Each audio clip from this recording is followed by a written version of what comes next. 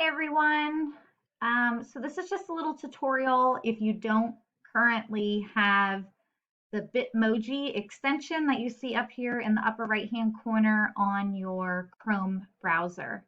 So you want to open up Chrome and you want to go to the web store. Once you're in the web store, you're just going to search for Bitmoji. And then you're going to Mine is already added, so you'll see that green flag. So if you've already added it, this will be a way to check.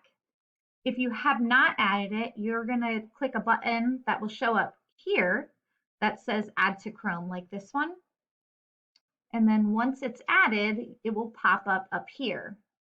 Now, if for some reason it doesn't show up, if you click on the puzzle piece, that will bring up any extensions you have saved to your Chrome browser.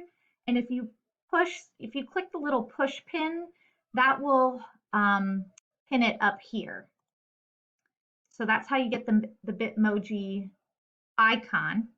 And then when you want to go to send a Bitmoji or post it in your Canvas classroom or to an email, if you just click on it, the first time you click, you'll have to sign in with either your current Bitmoji account or it'll create a new one.